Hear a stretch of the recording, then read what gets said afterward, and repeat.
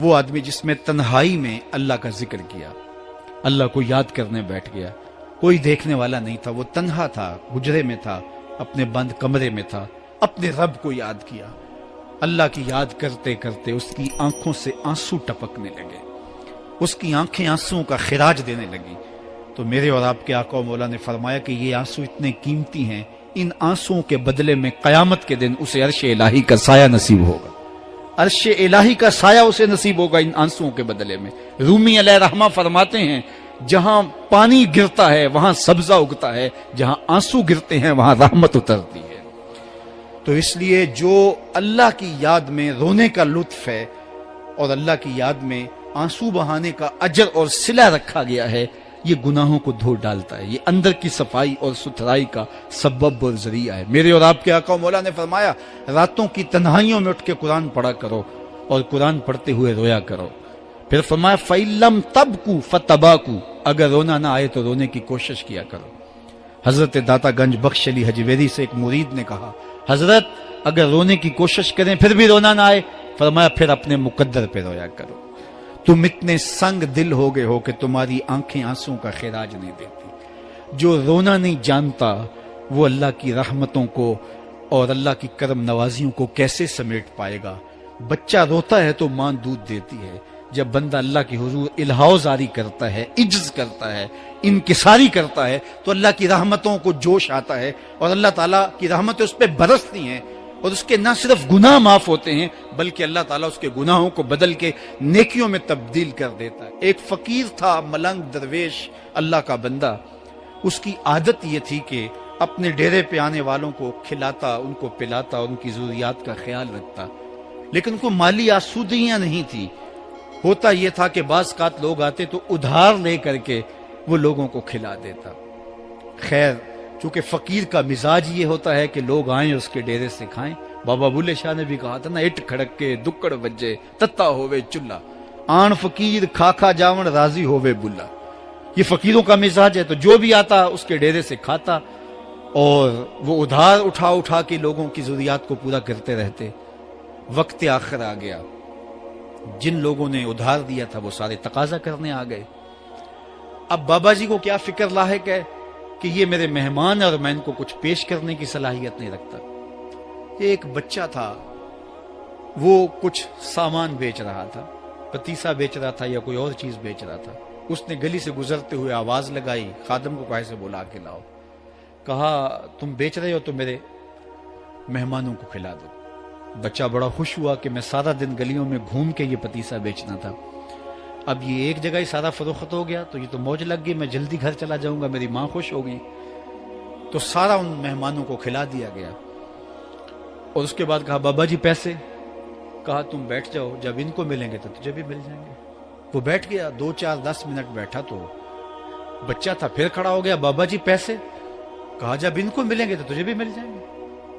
پھر آدھا گھنٹہ گزرا تو پھر اس نے کہا بابا جی پیسے؟ میری ماں میرا انتظار کر رہی ہے، ہمارے گھر کا چولہا اسی سے جلتا ہے، میں یہ پیسے لے کر جاؤں گا اور میری ماں کوئی ہنڈیا خریدے گی اور ہم شام کا گھر کا کوئی سلسلہ کریں گے۔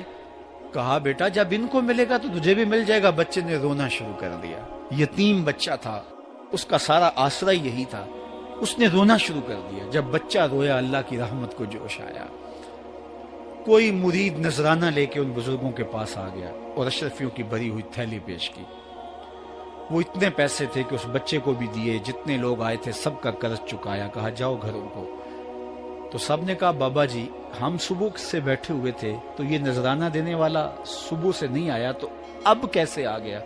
کہا صبح سے تمہارے اندر کوئی رونے والا نہیں تھا، ایک رونے والا آیا تو باقیوں کا بھی کام بن گیا۔ بعض اوقات کسی ایک شخص کی وجہ سے باقیوں کی خطائیں بھی معاف ہوتی ہیں۔ آج ہم اجتماعی طور پہ تا حد نظر اندر باہر اوپر نیچے اتنے لوگوں کے ہجوم میں اللہ کی بارگاہ سے یہ توقع رکھتے ہیں کہ مالک کتنے ہجوم میں کوئی ایک تو ہوگا جو تیرا لاڈلا ہوگا، کوئی ایک تو ہوگا جو تیرا بہت قریبی ہوگا، کوئی ایک تو ہوگا جس پہ تیری رحمتیں برسیں گی۔ تو مالک اس کے صدقے سے ہماری خطائیں بھی معاف کر دے، ہمارے گناہ بھی معاف کر دے۔ کوئی ایک رونے والی آنکھ مل گئی تو باقیوں کا بھی کام بن جائے گا۔ اٹھ فریدا ستیا تے میلا ویکھن جا، وت کوئی بخشیا مل جاوے تے تو ہی بخشیا جا۔ میرے مالک ہم سب کی خطائیں معاف کر دے، ہم سب سے درگزر فرما، اور ہم سب کے باطن کو ستھرائیاں دے دے، ہمارے اندر کو پاکیزگیاں دے دے۔ بہت وقت میں نے اور آپ نے صاحب گزار لیا، تیزی کے ساتھ زندگی بیت رہی ہے۔ میں اگر اپنے آپ کو دیکھوں تو میری زندگی کتنی بہاریں کاٹ چکی ہے۔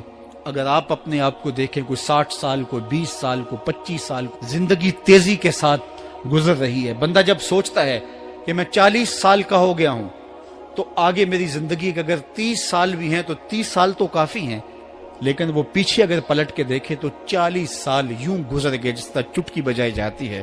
جب چٹکی بجانے کے وقت میں 40 سال گزر گئے محسوس ہوتے ہیں، تو جو باقی 30 سال اگر ہوئے بھی، وہ تو گمان ہے میرا، وہ تو گمان ہے آپ کا، ہمیں تو ایک سانس کا بھی نہیں پتا۔ پوچھا گیا زندگی اور موت کے بارے میں کیا خیال ہے؟ کہا فجر پڑی ہے، پتہ نہیں ظہر پڑھ سکیں گے یا کہ نہیں۔ کہا اتنی لمبی امیدیں لگائے بیٹھے ہو، کہا ظہر پڑی ہے، پتہ نہیں عصر پڑھنے کا موقع نصیب ہوتا ہے کہ نہیں۔ کہا یہ بھی طول عمل ہے۔ ایک بولا عصر پڑی ہے، پتہ نہیں مغرب پڑھ سکیں گے یا کہ نہیں۔ کسی نے کہا ایک رکعت پڑی ہے، پتہ نہیں دوسری رکعت بھی پڑھنا نصیب ہوتی ہے یا نہیں۔ کہا یہ سب تمہارے منہوں کی باتیں ہیں، میں تو کہتا ہوں ایک طرف سلام پھیرا ہے، پتہ نہیں دوسری طرف سلام بھی پھیر سکیں گے یا کہ نہیں۔ کیا موت اتنی قریب نہیں ہے؟ ہم نے اپنی آنکھوں کے سامنے لوگوں کو جدا ہوتے یوں نہیں دیکھا ہے؟ ہم کہتے ہیں اس کی خبر سنا رہے ہو موت کی، یہ تو میں نے ابھی سبزی والی دکان پہ دیکھا تھا، لیکن جب موت آتی ہے تو ایک لمحے کا تقدم اور تاخر نہیں ہوتا۔ تو صاحب آئیے اپنی زندگی کو اللہ اور اس کے رسول کی راہوں پہ ڈالیں۔ آج وقت ہے، آج موقع ہے، آج توبہ کا دروازہ کھلا ہے، کل سب کچھ نہیں ہوگا۔ آج اس کی رحمتیں آواز دے رہی ہیں، آج وقت ہے، وقت پر کافی ہے ایک قطرہ بھی آب خوش ہنگام کا، جل گیا جب کھیت برسا می تو پھر کس کام کا۔ اب آئیے سنیے، اس کائنات کے اندر ہمیں وہ خواتین ملیں گی جو پردے کے پیچھے تھی، لیکن پردے کے سامنے ماں نہیں آئی، عبد القادر جیلانی آئے۔ ماں پردے کے پیچھے تھی، پردے کے سامنے فرید الدین گنج شکر آئے۔ ماں پردے کے پیچھے تھی، مہر و ماں نے بھی آنچل نہیں دیکھا، لیکن پردے کے سامنے کربلا میں حسین ابن علی آئے۔ تو یہ پردے کے سامنے آئے، وہ پردے کے پیچھے تھی۔ تو جب مائیں پردے کے پیچھے ہوں تو پھر بیٹے جو ہیں وہ پردے کے سامنے آ کے وہ نقش ثبت کرتے ہیں کہ جو لوگوں کے زندگی کے نقوش کو جو ہے وہ اجال دیتے ہیں اور تقدیر بدل دیتے ہیں۔ تو اس لیے ماؤں کی ذمہ داریاں گھر سنبھالنا ہے۔ جب مائیں گھر سنبھال لیتی ہیں تو بیٹے بہر و بر سنبھال